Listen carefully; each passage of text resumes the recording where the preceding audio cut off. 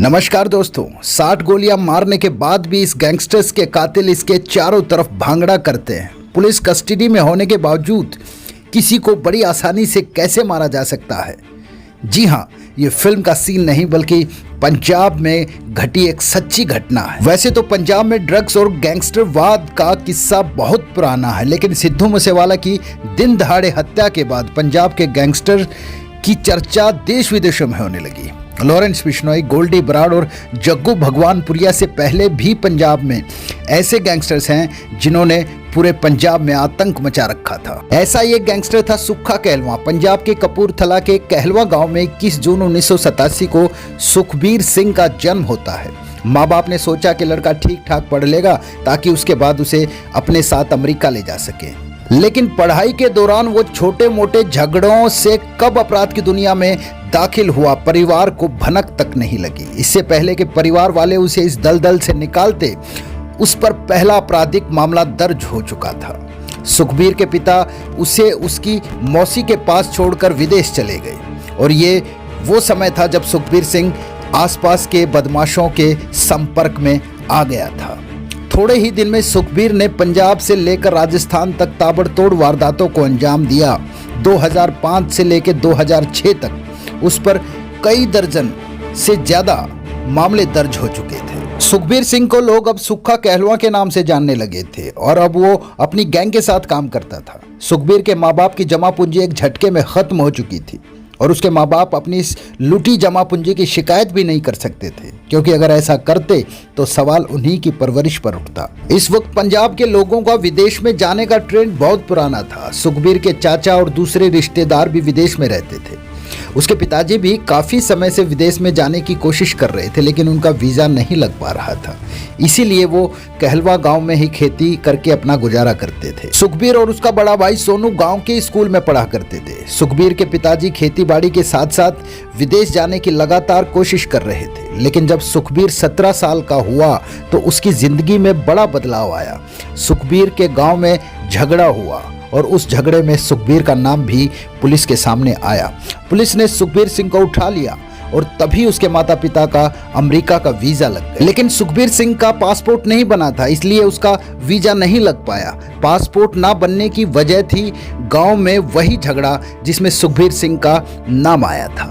सुखबीर सिंह के माता पिता उसे उसकी मौसी के पास छोड़कर अमेरिका चले गए। सुखबीर सिंह के पिता का ये फैसला उसके बेटे के लिए सबसे गलत फैसला साबित हुआ।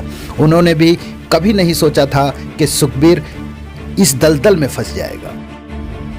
अपराध की दुनिया में आने से पहले सुखबीर को जिंदगी ने धोखा दिया था जब उसे एक लड़की से प्यार हो गया था और बात शादी तक पहुंच गई। लड़की किसी रिजॉर्ट के मालिक की बेटी थी। परिवार में रुपया पैसा संपन्नता की कोई कमी नहीं थी। लड़की के घर वाले सुखबीर से शादी करने के खिलाफ थे, क्योंकि सुखबीर और उस लड़की के घर वालों के बीच दौलत का बहुत बड़ा अंतर था। लेकिन 21 साल की उम्र में सुखबीर सिंह ने उसी लड़की से शादी की जिस लड़की से वो प्यार करता था, और फिर वो भी अच्छी जिंदगी की तलाश में विदेश जाने की कोशिशों में लग गए। इसी बीच सुखबीर की पत्नी का ऑस्ट्रेलिया का वीजा लग गया और कुछ ही दिनों बाद सुखबीर सिंह ने भी ऑस्ट्रेलिया का वीजा बनवा लिया। लेकिन कुछ समय के बाद दोनों में झगड़े होने लगे और सुखबीर वापस इंडिया लौट आया। उसके बाद सुखबीर जुर्म की दुनिया में ऐसा डूबा कि कभी बाहर नहीं आ पाया। सुखबीर पर हत्या, वसूली, डकैती के बहुत सारे मामले दर्ज हो गए और उसे जेल जाना पड़ा। जेल में उसने फेमस होने और अपना रुतबा कायम रखने के लिए सोशल मीडिया को अपना नया हथियार बनाया। वो जेल के अंदर से ही फोटो और वीडियो शॉर्ट्स अपलोड करता था और अपने कारनामों को बढ़ा चढ़ाकर पेश करता था। देखते देखते सोशल मीडिया अकाउंट पर उसके फॉलोअर्स की संख्या बढ़ने लगी और देखते देखते सुखबीर सिंह यानी सुक्खा बन गया पंजाब का सबसे बड़ा गैंगस्टर। जेल आना जाना अब सुक्खा के लिए आम बात हो चुकी थी। वो कई बार तो मौत को भी मात दे चुका था। 4 बार उसकी मुठभेड़ पुलिस के साथ हुई, लेकिन वो चारों बार ही बच गया। एक बार तो वो पुलिस की कस्टडी से भाग भी गया और पुलिस से छुपता छुपाता राजस्थान, पंजाब और हरियाणा में भी रहा। उत्तर प्रदेश में रहते रहते उसकी मुलाकात वहां के कुख्यात गैंगस्टर आमीन से होती है। वो दोनों में अच्छी दोस्ती हो जाती है, दोनों एक साथ लूटपाट करते हैं। एक बार बड़ी लूट को लेकर दोनों के बीच झगड़ा हो जाता है। झगड़े में आमीन के गुर्गे सुक्खा का गला रेंदकर उसे नदी में फेंक देते हैं। आमीन के गुर्गों को लगा कि वो मर गया, लेकिन वो जिंदा बच गया। एक बार फिर से सुक्खा सोशल मीडिया पर एक्टिव हो गया, जिस कारण पुलिस कस्टडी में सुक्खा को 60 गोलियां मारी गई थी। वो कारण था गैंगस्टर लवली की हत्या। सुक्खा का खौफ इतना था कि उस पर दर्जनों मुकदमे दर्ज होने के बावजूद भी कोई उसके खिलाफ गवाही नहीं दे पा रहा था। लेकिन लवली की हत्या के केस में लवली का एक साथी सोनू बाबा गवाही देने के लिए तैयार हो जाता है, लेकिन उसके बाद सोनू बाबा को डर सताने लग जाता है कि सुक्खा एक दिन उसे मार देगा। इसी डर के चलते उसने पंजाब के एक और गैंगस्टर विक्की गोंडर को सुक्खा को मारने के लिए सुपारी दे दी। सुक्खा पुलिस की कस्टडी में था और उसे पता चल गया था कि उसके मर्डर की साजिश बनाई गई है।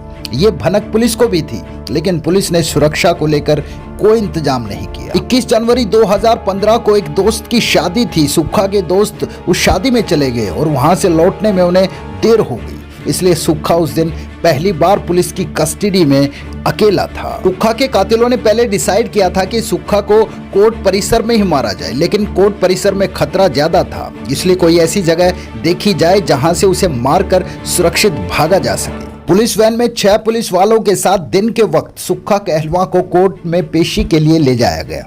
पेशी तो ठीक ठाक निपट गई, लेकिन जब उसे जेल ले जाया जा रहा था तो फगवाड़ा के पास 2 गाड़ियां पुलिस वैन का रास्ता रोक लेती हैं। पुलिस की गाड़ी को रोककर उसमें मौजूद पुलिस वालों को 15 से 20 लोग हथियारों के दम पर नीचे उतारने लगते हैं और पुलिस वालों के हथियार अपने कब्जे में लेकर उन्हें एक तरफ खड़ा होने के लिए कहते हैं। उसके बाद गाड़ियों में मौजूद बदमाश सुक्खा पर ताबड़तोड़ गोलियां बरसाना शुरू करते हैं। 7 से 8 मिनट तक गोलियां चलाने के बाद जब उनको यकीन हो गया कि सुक्खा मर गया है, उसके बाद भी उनका मन नहीं भरता।